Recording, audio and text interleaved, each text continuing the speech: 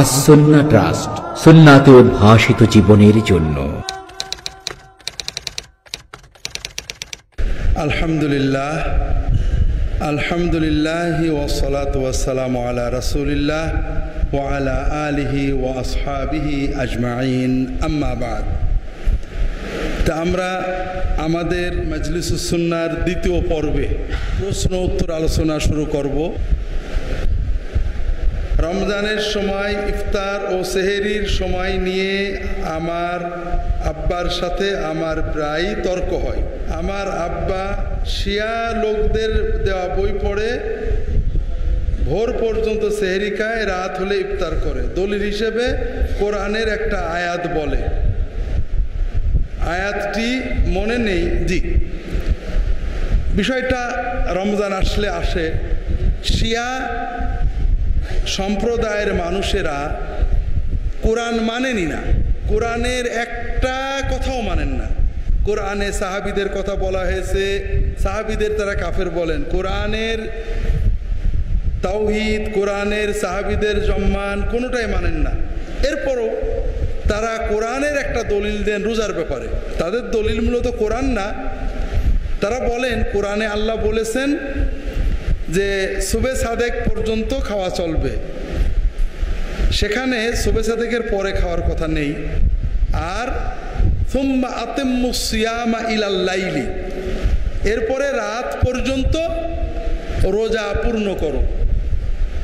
রাত মানে রাত কয়টা?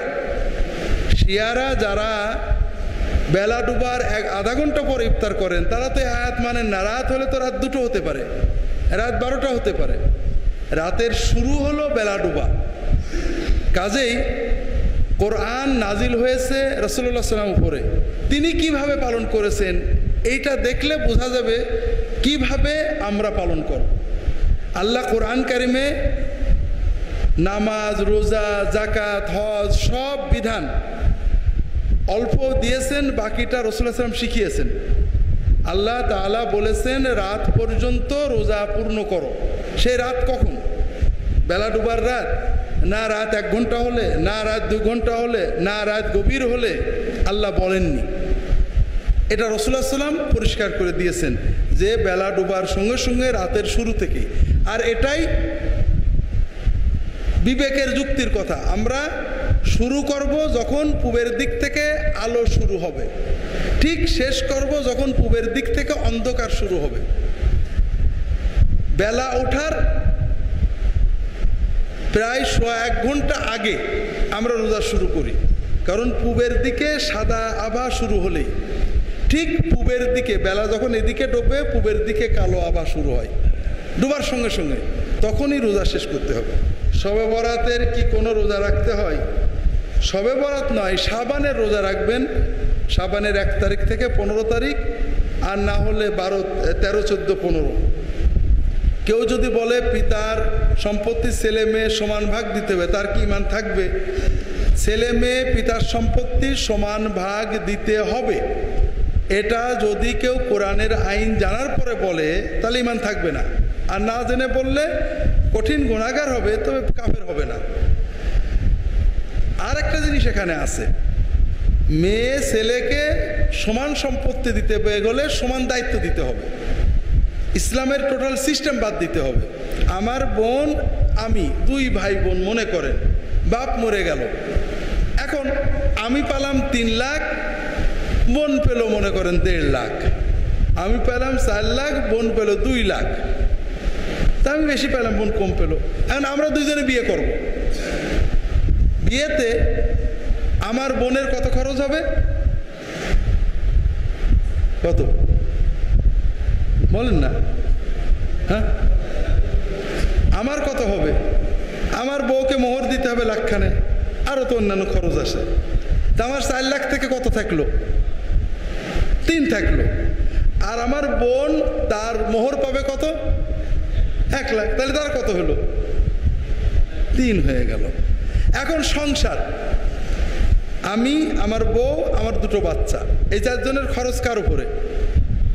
আমার 4 লাখ থেকে প্রতি মাসে 10,000 খরচ হবে।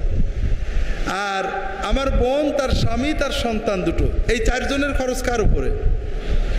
জি, ভগ্নিপতির উপরে। তাহলে আমার বোনের 4 লাখ থেকে কত খরচ হবে? কিছুই হবে না। তৃতীয় পর্যায়ে আমার বউ মরে গেল, 2টো বাচ্চা আছে। আমার বোনের স্বামী মরে গেল, তার 2টো বাচ্চা আছে। আমার 2 বাচ্চার খোরাক কার উপরে? আমার। আর বোনের 2টো বাচ্চার খরচ কার উপরে? বাপের পরিবারের উপরে।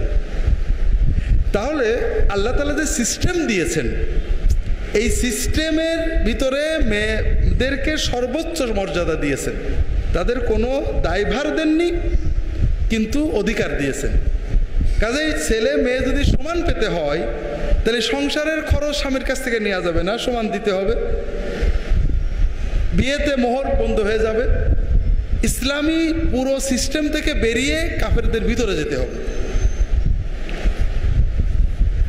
মাগরিবের নামাজের 2য় রাকাতে এসে রুকু পেলাম বা পরবর্তী রাকাতগুলো কিভাবে পড়ব?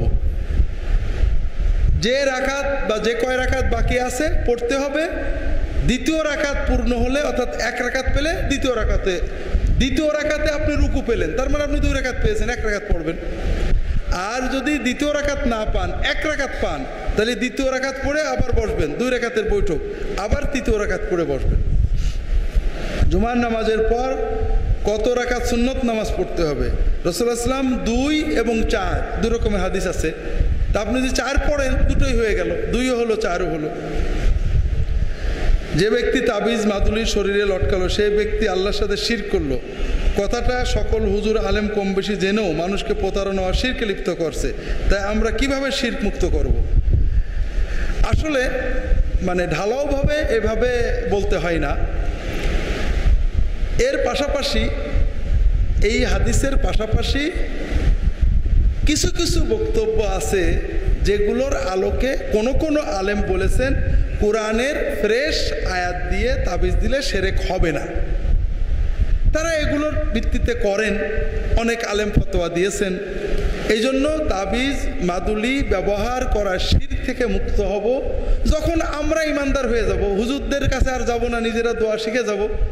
আর ইমান যতদিন না থাকবে আমরা হুজুরদের কাছে যাব, হুজুর আমাদের ঠকাবে, ভালো করবে। যে ব্যক্তি রমজান মাসে মারা গেল, তার জন্য জাহান্নাম হারাম, উক্ত বক্তব্যটির সত্যতা জানতেছে, আমার জানা নেই। কোন হাদিসে এরকম আছে? আমার জানা নেই। আমাদের পাড়ায় গীবত, পরনিন্দা, অহংকার, সুদের কারবার, ফিতনা ভয়াবহ। এমন সময় অবস্থায় আপনি উল্লেখযোগ্য বইয়ের নাম বলে দিন যাতে সমাজকে এগুলো থেকে দূর করা যায়। শুধু বই দিয়ে তো দূর করা যাবে না ভাই, মানুষের কাছে যেতে হবে, তাদেরকে আল্লাহর ভয় মনে তৈরি করতে হবে, মহব্বত করে দাওয়াত দিতে হবে। তার ভিতরে আল্লাহর ভয় না হলে এগুলো যাবে না। তবে আমার লেখা রাহে বেলায়েত বইটা একটু বড় হলেও এতে এই বিষয়গুলো আসছে, যথাসম্ভব চেষ্টা করেছি। এছাড়া খুতবাতুল ইসলাম বইয়ে সব বিষয়ে আলাদা আলাদা খুতবা আছে। এটা আমার বইয়ের ভিতরে। এছাড়া সমাজে ভালো বই থাকতে পারে। আমার মেয়ের ডাক নাম রাখার পর আকিকা দিয়েছিলাম, এরপর ওই নামের সাথে অন্য নাম যোগ করে বড় নাম রেখেছিলাম, কিন্তু বড় নাম পছন্দ না হওয়ার পর 2 বার পরিবর্তন করি, সর্বশেষ যেটি রেখেছি সেটাই চূড়ান্ত করি। এভাবে নাম পরিবর্তন করা যায় কিনা? যায়, কোনো অসুবিধা নেই। এর জন্য 2বার আকিকা দেওয়া লাগে না। মসজিদে তাফহিমুল কোরআন দিতে চেয়েছিলাম, কিন্তু বাংলাদেশে বইটির লেখকের কিছু সীমাবদ্ধতা রয়েছে। সেক্ষেত্রে আমি অন্য কোনো তফসির গ্রন্থ দিতে পারবো কিনা? তফসির তাওজিহুল কোরআন আছে, মাআরিফুল কোরআন আছে, এগুলো দেবেন। মুমতাহিনা অর্থ কি? মুমতাহিনা অর্থ মুমতাহিনা না মুমতাহিনা? দুটোই চলে। মুমতাহিনা হলে একটু শুদ্ধ হয়। মুমতাহিনা মানে পরীক্ষা দিচ্ছে বা পরীক্ষা নিচ্ছে। যে ব্যক্তি পরীক্ষা নিচ্ছে বা দিচ্ছে তাকে মুমতাহিনা বলে। মুমতাহিন মানে যে পরীক্ষা নেয়, পরীক্ষক। গ্রামের বাড়িতে ওয়াজ মাহফিল হয়, এ ওয়াজ মাহফিলে স্বামীর নিষেধ থাকা সত্ত্বেও কি যাওয়া জায়েজ আছে? এবং এ ওয়াজ মাহফিল শোনা কি ফরজ ইবাদত? ওয়াজ মাহফিল শোনা ফরজ ইবাদত না, ওয়াজ মাহফিল শোনা নফল ইবাদত। স্বামীর অনুমতি ছাড়া বাড়ি থেকে বের হয়ে ওয়াজ মাহফিলে যাওয়া যাবে না। তবে স্বামীকে অনুরোধ করে ওয়াজ মাহফিলে যাবেন, আর ওয়াজ থেকে এসে স্বামীকে আদর করবেন। স্বামী যদি বোঝে ওয়াজে গেলে বউ ভালো হয়, তাড়াতাড়ি নিয়ে যাবে। যেমন আমাদের এখানে মেয়েরা যারা জুমায় আসেন, নিয়মিত ওয়াজে আসেন, জুমার নামাজ পড়েন, তারাবি পড়েন, 2-4 বছর পরে স্বামীরাই বলে না আগেছে ঝগড়া কমে গেছে, একটু ভালো হয়েছে, তখন তাদেরও আগ্রহ বেড়ে যায়। গ্রামের বাড়িতে ওয়াজ মাহফিলে যদি কেউ ভুল ওয়াজ করে, তাহলে মাহফিলের ভিতরে তার এ ভুল তুলে তোরা ঠিক কিনা? হ্যাঁ, ভুলগুলো মাহফিলের ভিতরে হইচই না করে আলেমদেরকে সচেতন করা দরকার। তাহলে আলেমরাও বুঝবেন যে মাহফিলের ভিতরে আমরা ভুল বললে মানুষ সচেতন হয়। সূরা ইখলাস কি তাহাজ্জুদের নামাজে 3 বার 1 রাকাতে পড়া যাবে? কোরআন খতমের সওয়াব পাওয়া যাবে? সূরা ইখলাস নয়, বড় বড় সূরা পড়বেন, সূরা আর রহমান, সূরা মুলক, সূরা ইয়াসিন, এগুলো তাহাজ্জুদে পড়বেন, এটাই সুন্নত। যারা জানেন না তারা সূরা ইখলাস 1 বার পড়তে পারেন, 3 বার পড়তে পারেন, 10 বার পড়তে পারেন, সমস্যা নেই। সূরা ফাতিহা কি কোরআনের অংশ? জি, সূরা ফাতিহা কোরআনের অংশ না মনে করলে তো ঈমানটাই চলে যাবে। কবরের পাশে দাঁড়িয়ে কোরআন তেলাওয়াত করার বিধান কি জানতে চাই? কবরের পাশে দাঁড়িয়ে কোরআন তেলাওয়াত করা খুব ভালো কাজ, কারণ কোরআন তো আল্লাহ মরা মানুষের শোনার জন্যই দিয়েছেন, ঠিক না? কবরের পাশে কোরআন তেলাওয়াতের কোনো হাদিস নেই। একটা হাদিস যেটা আমি জয়ীফ হিসেবে জানি, দাফনের সময় যখন নতুন দাফন হয়েছে সূরা বাকারার প্রথম বা শেষ পড়ার একটা হাদিস আছে। এছাড়া কবর জিয়ারতে রাসূলুল্লাহ সাল্লাল্লাহু আলাইহি ওয়াসাল্লাম, এটাও কোনো সহিহ সনদে পাওয়া যায় না, একজন সাহাবীর আমল হিসেবে আছে। রাসূলুল্লাহ সাল্লাল্লাহু আলাইহি ওয়াসাল্লাম শত শত মানুষের কবর দিয়েছেন, সাহাবীরা হাজার হাজার মানুষের কবর দিয়েছেন, তাদের বাবা মা আত্মীয় স্বজন, কখনো কবরের পাশে দাঁড়িয়ে তারা কোরআন পড়েননি। কোরআন যদি পড়তে হয় সওয়াব দেওয়ার জন্য, আপনি ঘরে পড়ে পড়লেই তো তারা সওয়াব পেয়ে গেল। কবরের পাশে কোরআন পড়ার তাও কি এটা সিস্টেম করা হয়েছে, হুজুরের ভাড়া করে পড়তে হবে, যেন হুজুররা কিছু পাইলো, মাইয়েত কিছু পায় না। হ্যাঁ, আপনি যদি নিজে কবরে যে সালাম দেন মহব্বতের সাথে, তার জন্য দোয়া করেন, এটা ভালো কাজ। তো এই জন্য এই সমস্ত বিষয়গুলো আপনি নিজে দাঁড়িয়ে কোরআন, তাও বাপের জন্য কোরআন পড়ছি মহব্বতের সাথে, এটা কথা হতো। অথচ আপনি টাকা দিয়ে ভাড়া করে কোরআন পড়া রেখেছেন, তাও যদি বেঁচে থাকতে ভাড়া দিয়ে টাকা দিয়ে একজন কোরআন পড়তো, আপনি বেঁচে থাকতে শুনতেন, তাও কথা হতো। বেঁচে থাকতে ব্যস্ত ছিলেন দুনিয়াদারির জন্য, মরে যে ফ্রি হয়েছেন, তাই না? এখন নিরিবিলি আল্লাহর ইবাদত করছেন, কোরআন শুনছেন। নামাজের মধ্যে কি বাংলায় দোয়া করা যাবে? আরবিতে সুন্নত দোয়া করবেন। একান্ত না পড়লে নফল নামাজে বাংলায় দোয়া করতে পারেন, আলেমরা মাকরু বলেছেন অনেকে। আমাদের একটি সমিতি আছে, আমরা পণ্য বিক্রয় করে লাভ করি, তবে পণ্য গ্রাহকেরা ক্রয় করে তারপরে ভাউচার দেয়, এভাবে বেচা কিনা শরীয়ত সম্মত কিনা? জি না, আপনি পণ্য নিজে কিনে নিজে মালিকানা দখল করে এরপরে দেবেন। আপনি অন্য লোকে পণ্য কিনে ভাউচার দিল, আপনি টাকা দিয়ে দিলেন, ওই টাকার উপরে সুদ দিলেন 2000, নিলেন 3000, এটা সুদ হবে। আপনি তো তার পণ্য কিনে দেননি, পণ্য কিনে এনে সে টাকা ঋণ নিয়েছে, এটা সুদ হবে। দাড়ি কতটুকু পরিমাণ রাখলে সুন্নত আদায় হবে? বড় রাখতে হবে। কেউ বলেছেন 40 হাত দূর থেকে দাঁড়িয়ে আছে, দেখা গেলে সুন্নত আদায় হয়ে যাবে। কে বলেছে কথাটা? কেউ বলিনি, মিথ্যা কথা। আমার এই 50-60 বছরের জীবনে একজন আলেম এই কথা বলেছেন আমার জানা নেই। এটা নানান ফকিরদের কথা, যারা বলে যে মনে মনে নামাজ পড়লে, ওরকম একটা কথা বাতাসে পাওয়া যায়, কোনো কোরআন হাদিস ফিকহ উসুল কেতাবে পাওয়া যায় না। দাড়ি বড় রেখেছেন রাসূলুল্লাহ সাল্লাল্লাহু আলাইহি ওয়াসাল্লাম, সকল উম্মত একমত বড় রাখতে হবে, তবে বড়র পরিমাণ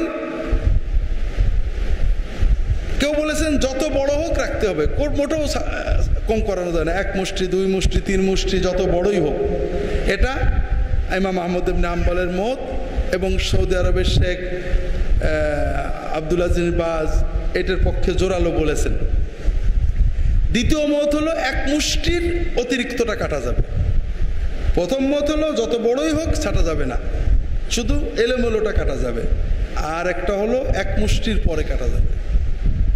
এই জন্য দেখবেন যারা সালাফি আলহামদুলিল্লাহ অনেক বড় দাড়ি রাখেন, কারণ আব্দুল আজিজ বাজ এবং হাম্বলি মাযহাবে তারা বলেন যে দাড়ি রাসূলুল্লাহ বড় রেখেছেন, তিনি কখনো ছাটেননি, 1 মুষ্টিও না 1.5 মুষ্টিও না। কাজে এটা করা যাবে না, এক্ষেত্রে সাহাবিদের আমল মানা যাবে না। আর ইমাম আবু হানিফা, ইমাম মালিক, কেউ কেউ বলেছেন রাহিমাহুমুল্লাহ যে না, এক মুষ্টির বড় হলে ওইটা কাটা যাবে।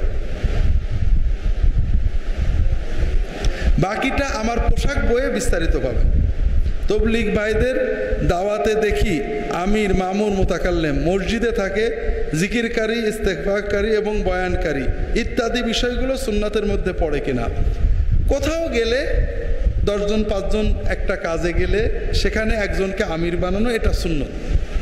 বাকি আমির ছাড়া সবাই মামুর আর মুতাকাল্লিমের সুন্নত আমার জানা নেই। আপনি কি হেরার আলোয় আলোকিত হতে চান? আপনি কি সুন্নার আলোকে জীবন গড়তে চান?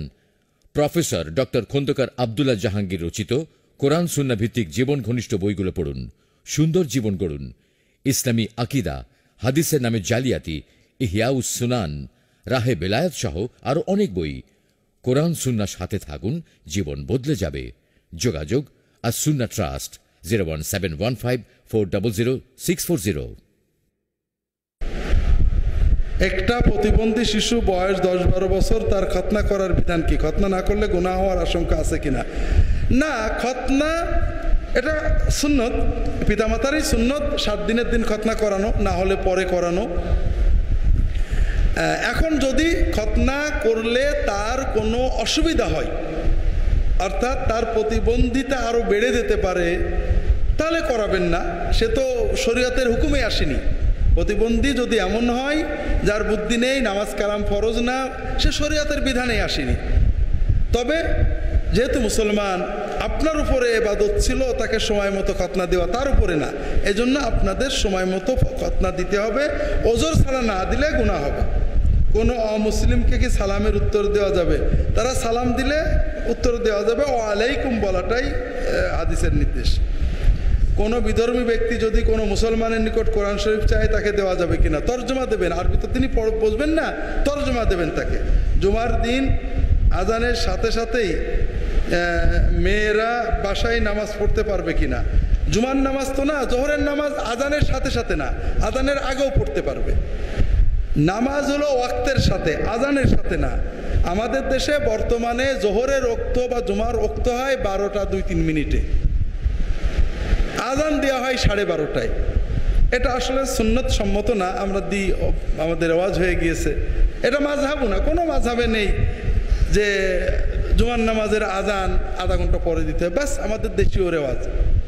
এই জন্য মেয়েরা যেহেতু জামাতে আসবেন না, তারা ওক্ত হলেই নামাজ পড়তে পারেন।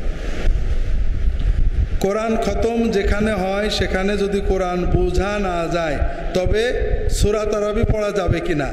সূরা তারাবি পড়লে কি বোঝা যাবে? কোরআন খতম হয়, শব্দগুলো স্পষ্ট শোনা যায়, অর্থ বুঝি না, কিন্তু শব্দ সব বোঝা যায়। খতম করবেন, খতমের সওয়াব হবে। আর যদি এমন হয় শব্দই শোনা যায় না, ফাঁকি দিয়ে দিয়ে পড়া হয়, সেক্ষেত্রে সূরা তারাবি পড়বেন, কোনো অসুবিধা নেই। ইমামতি করে, মুয়াজ্জিনি করে, ওয়াজ করে খতম পড়ে টাকা নেওয়া যাবে কিনা? খতম পড়ে টাকা নেওয়া যাবে না, কারণ খতম পড়ে কারোর কোনো উপকার হয় না। ইমামতি আমার কাজ না, কথা বলছেন। যে কাজটা আমার উপর ফরজ না, আপনার উপরও ফরজ, আমি যদি আপনাকে সাহায্য করি আমি টাকা দিতে পারবো। যেমন ইমামতি করা আমার উপর ফরজ না, আমি নামাজ জামাতে পড়বো, আপনার মসজিদে এসে আগের থেকে বসে থাকবো, এটা আমার ডিউটি না, এটা আপনার ডিউটি। আপনার মসজিদের জামাত প্রতিষ্ঠা করার ডিউটি মসজিদ কমিটি। যদি কেউ সহযোগিতা করে সে বেতন চাইতে পারে, মুয়াজ্জিনি করে বেতন নিতে পারে। তবে এরকম শিক্ষা দিয়ে, ওয়াজ, শিক্ষা, কোরআন শেখানো, খতম আপনার উপরেও কোনো দায়িত্ব না।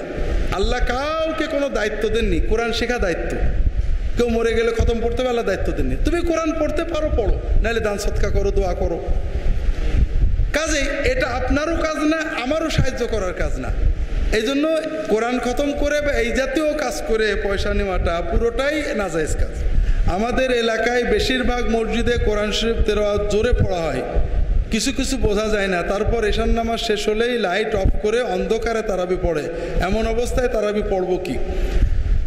অন্ধকার বলতে আলোর হিট কমানোর জন্য সম্ভবত অন্ধকার করে, এতে কোনো দোষ নেই। তবে সবাই চেষ্টা করবেন তারাবির তেলাওয়াতটা বোঝার মতো অন্তত হোক। যদি একান্তই বাজে তেলাওয়াত হয়, তাহলে ঈশান নামাজ অবশ্যই জামাতে পড়বেন। তারাবির নামাজ নিজেরা আলাদা ছোট জামাত করবেন, সূরা তারাবি করতে পারেন, এটাতে কোনো অসুবিধা নেই, একাও পড়তে পারেন। নবজাতক বাচ্চার নাম রাখার সুন্নত কি? জন্মের আগে না পরে, জন্মের 7 দিনের ভিতরে নাম রাখতে হয়। জন্মের দিনে রাখবেন, অসুবিধা নেই। জন্মের 7 দিনের দিন আকিকার সময় রাখবেন, অসুবিধা নেই। মায়ানমারে নির্বিচারে মুসলমানদের হত্যার ঘটনায় আমাদের মুসলিম জাতীয় মুসলমান নেতাদের করণীয় কি? প্রতিবাদ করা, মায়ানমারের রাষ্ট্রদূতকে ডেকে প্রতিবাদ জানানো, জনমত আন্তর্জাতিক সৃষ্টি করা, মুসলিমদের জন্য সহযোগিতা পাঠানোর চেষ্টা করা, জাতিসংঘে এগুলো নিয়ে কথা তোলা ইত্যাদি। অনেক নাফরমানি ও পাপ করেছি, তওবা ও আল্লাহর রাস্তায় ফিরে আসা এবং মুমিন সঠিক মুসলিম হিসাবে যাওয়ার রাস্তা বর্ণনা করবেন। এটা তো পুরো কোরআন না পড়লে বুঝবেন না। কথা হলো যে আপনি যতটুকু জানেন আল্লাহর পথে আসেন, কোরআন পড়েন, হাদিস পড়েন, আলেমদের সোহবতে যান। আমার লেখা একটা বই আছে রাহে বেলায়েত, এটা পড়তে পারেন। সূরা তারাবি 30 মিনিট ও খতম তারাবি 55 মিনিট শেষ করা হয়। এভাবে কি নামাজ হবে? এটা তো মিনিটে বলতে পারবো না, তবে কোরআনটা সুস্পষ্ট পড়তে হবে, বুঝতে হবে। সূরা তারাবিটা অন্তত 55 মিনিট করেন, রুকু সেজদা দীর্ঘ করেন, আর খতম তারাবিটা 1 ঘন্টা করেন। হানাফি মাযহাবে কত রাকাত তারাবির কথা বলা হয়েছে? হানাফি, শাফিঈ, মালিকি, হাম্বলি সব মাযহাবেই 20 রাকাতের কথা বলা হয়েছে। 20 রাকাত সুন্নাহ সম্মত, 20-এর কম পড়লে গুনাহ হবে এটা বলা হয়নি, কোনো মাযহাবেই না। নবী সাল্লাল্লাহু আলাইহি ওয়াসাল্লাম বলেছেন সমস্ত মুসলমান একটি দেহের মতো, অথবা রোহিঙ্গাদের দুর্দিনে আমরা কিছুই করছি না। সমস্ত মুসলমানদের একটা দেহের মতো, এক জায়গায় ব্যথা হলে অন্যরাও ব্যথা পায়। রোহিঙ্গাদের ব্যথায় আপনার যে ব্যথা পাচ্ছেন এটার বোঝা যায় আপনি দেহের মতো, আর যদি ব্যথাও না পান তাহলে বোঝা গেল আপনি দেহের মতো না। কোন দলিলের আলোকে আপনি বলেন তারাবির ইমামতি করে টাকা নেওয়া যাবে? দলিল হলো ওই একই দলিল, ইমামতি করে যে দলিলে টাকা নেওয়া যাবে তারাবিও একই। অর্থাৎ তারাবির নামাজে আপনার মসজিদে সে ইমামতি করা আমার দায়িত্ব না, এটা আপনার মসজিদের দায়িত্ব। আমি আপনার এখানে এসে সময় দিছি, আমি বিনিময় নিতে পারি, কোরআন শোনানোর জন্য নয়, ইমামতির জন্য। আপনারা বলবেন ফরজ নামাজের জামাত তো, এটা তো ফরজ নামাজ, তারাবি তো আর ফরজ না। ফরজ নামাজের জামাত তো সুন্নত, যেটা আমাদের মাযহাবের প্রসিদ্ধ মত, এবং তারাবির নামাজের জামাত সুন্নত। কাজে জামাতে পড়ানোর জন্য একজন লোককে যে আমরা আটকে রাখলাম, এটা তার উপরে দায়িত্ব ছিল না, তার দিনই দায়িত্ব না। এই জন্য ইমাম হিসেবে তিনি বেতন নিলে নাজেজ হবে না বলে আশা করা যায়। তবে এখানে সমস্যা হলো কোরআন শুনিয়ে পয়সা নেওয়াটা নাজেজ, হাদিসে স্পষ্ট নিষেধ আছে। সাহাবায়ে কেরামদের থেকে আসার আছে যে কোরআন শোনানোর জন্য পয়সা নেওয়া কঠিন নিষেধ। এই জন্য আলেমরা এ ব্যাপারে কড়াকড়ি করেছে যে ইমামতির চেয়ে কোরআন শুনিয়ে পয়সার ধারণাটা এসে যায়। এক হুজুর বলেছেন সালাতকে যেমন আমরা নামাজ বলি তেমনই শবে বরাত হয়তো কোরআন হাদিসে নেই, কিন্তু অন্য নামে আছে। তাই প্রশ্ন হলো আমরা কেন ইসলামী পরিভাষাগুলো পরিবর্তন করছি? হ্যাঁ, আসলে সালাতকে নামাজ বলা এটা পরিবর্তন। আমরা হয় আরবিটা বলবো, নইলে তার হুবহু বাংলা বলবো। সালাত মানে প্রার্থনা, আর নামাজ মানে নমস্কার। এটা অবিকল অর্থ না।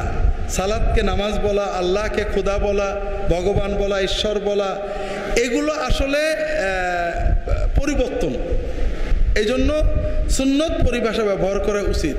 যেমন শবে বরাতের সুন্নত পরিভাষা হলো লাইলাতুন নিসফে মিন শাবান, নিসফে শাবান, মধ্য শাবান। আপনি নিসফে শাবান বললে আরবি হবে, মধ্য শাবান বললে এটা বাংলা হবে। কিন্তু আমরা শবে বরাত যেটা বলি বা লাইলাতুল বারাত, এটা সুন্নত পরিভাষা না। ইসলামী সংগঠন কি, জিহাদ কি, সঠিক সংগঠনের সন্ধান চাচ্ছি। সংগঠন দরকার নেই, সংগঠন খুব খারাপ জিনিস। ইসলামই যথেষ্ট, আবার সংগঠন কি হবে? মুসলমান হতে হবে, ইসলাম আল্লাহর রজ্জুকে সব দল সংগঠন বাদে ধরতে হবে। তবে কর্মের জন্য কোনো ভালো সংগঠন সংস্থার সাথে সহযোগিতা করা ভালো, তবে অ্যাবসলিউট না। সবারই ভুল থাকতে পারে। আমরা বিভিন্ন, অর্থাৎ মাদ্রাসায় ভর্তি হওয়াতে দোষ নেই, মাদ্রাসা নিয়ে দলাদলি করা দোষ। মূলত আমরা মুসলমান থাকব, আমরা সবাই ইসলাম পালন করব, ইসলামের ভিতরে থাকব। যে সমস্ত সংগঠন বলেন, সংস্থা বলেন, গ্রুপ বলেন, দিনের ভালো কাজ করে, ভালো কাজে সহযোগিতা করব, ভালো কাজে একাত্ম থাকব, মহব্বত করব। তবে দলীয় চেতনা, আমি এক দল ওরা আর এক দল, এ থেকে মুক্ত থাকতে হবে। জিহাদ মানে চেষ্টা করা, আর শরীয়ত যেমন সালাত মানে প্রার্থনা করা, কিন্তু শুধু প্রার্থনা করলে শরীয়তের সালাত হয় না। শরীয়তের সালাত মানে একটা বিশেষ ইবাদত।